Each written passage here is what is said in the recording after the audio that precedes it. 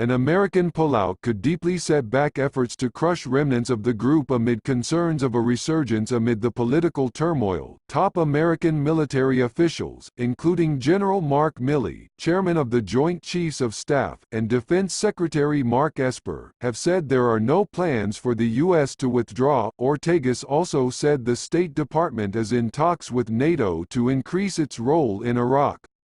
Trump has invited NATO to play a larger role in the Middle East. Today, a NATO delegation is at the State Department to discuss increasing NATO's role in Iraq, in line with the President's desire for burden sharing in all of our collective defense efforts, the statement said. Reigniting a debate over who has the power to declare war, the Democratic-controlled House on Thursday approved a resolution asserting that President Donald Trump must seek approval from Congress before engaging in further military action against Iran. The War Powers resolution is not binding on the president and would not require his signature. But House Speaker Nancy Pelosi nonetheless insisted it has real teeth because it is a statement of the Congress of the United States. The measure will protect American lives and values by limiting Trump's military actions, Pelosi said. The administration must de-escalate and must prevent further violence. The House passed the measure, 224 to 194, with just 3 Republicans voting in support. 8 Democrats opposed the measure. A similar proposal by Senator Tim Kaine, DVA, faces an uphill fight in the GOP-run Senate. Kaine's efforts received a boost Thursday as Republican Senator Todd Young of Indiana, a Marine veteran, said he might support the War Powers measure. 2 other Republican senators said Wednesday they would back Kaine's plan. "We are members of a separate and distinct branch of government.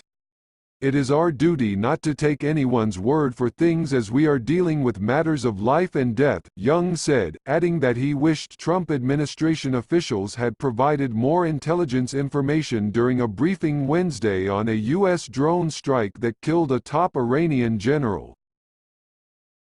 Pelosi, in announcing the House vote, called the killing of General Qasem Soleimani provocative and disproportionate. Louisiana Representative Steve Scalise, the number 2 House Republican, denounced the Democratic measure as little more than a press release designed to attack President Trump, while House Minority Leader Kevin McCarthy of California called it a meaningless vote on a measure that will never be sent to the president or limit his constitutional authority to defend the American people. The House vote came a day after the Trump administration briefed lawmakers on its actions in Iran. Democrats and several Republicans called the briefings inadequate, adding that officials did not provide enough details about why the attack was justified. Vice President Mike Pence said Thursday that Soleimani was traveling the region making plans to bring an attack against American personnel and American forces. He said it was not possible to share full details of the intelligence with lawmakers. "When it comes to intelligence, we have to protect sources and methods. There's only certain amount we can share with every member of Congress," Pence said on ABC's Good Morning America, "but those of us who have seen all the evidence know that there was a compelling case of imminent threat against American personnel." Trump said Thursday that he had calls from numerous senators and numerous congressmen and women saying it was the greatest presentation they've ever had. Referring to criticism by GOP Sens Mike Lee and Rand Paul, Trump said, "They want information that honestly I think is very hard to get. It really had to do with sources and information that we had that really should remain at a very high level." Lee, a conservative from Utah, said the briefing by Secretary of State Mike Pompeo and other officials was probably the worst briefing I've seen, at least on a military issue, in the 9 years he's served in the Senate. Paul, of Kentucky, said administration officials justified killing Soleimani based on the 2002 authorization of force in Iraq. "That is absurd. That's an insult," he said. Pelosi scheduled the House vote after Iran retaliated for the Soleimani killing by launching missiles at 2 military bases in Iraq that house American troops. No casualties were reported. The 5-page resolution says Congress hereby directs the President to terminate the use of United States Armed Forces to engage in hostilities in or against Iran or any part of its government or military, unless Congress declares war on that country or enacts legislation authorizing use of force to prevent an attack on the U.S. and its forces. The resolution's sponsor, freshman Representative Alyssa Stotkin, D-Mich, said it is intended to make clear that if the president wants to take us to war, he must get authorization from Congress.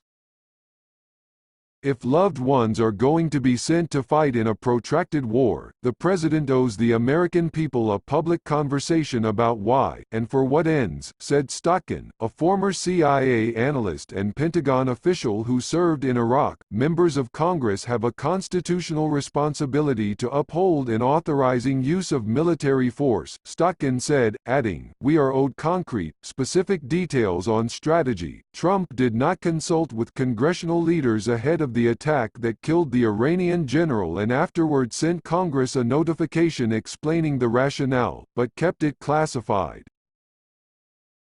Congress has allowed its war powers role to erode since the passage of authorization for use of military force in 2001 to fight terrorism after the 9/11 attacks, and passage of another AUMF for the invasion of Iraq in 2002. Fallout from those votes deeply divided Congress and the nation, with many lawmakers, particularly Democrats, now saying they were mistakes.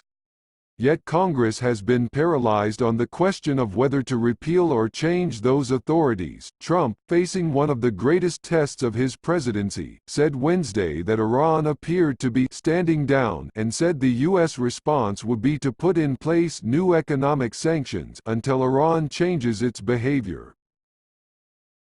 The strikes by Iran had pushed Tehran and Washington perilously close to all-out conflict and put the world's attention on Trump as he weighed whether to respond with more military force. Republicans have largely supported Trump's actions, saying the president was well within his power to take out Iran's architect of proxy operations against Americans in the Middle East.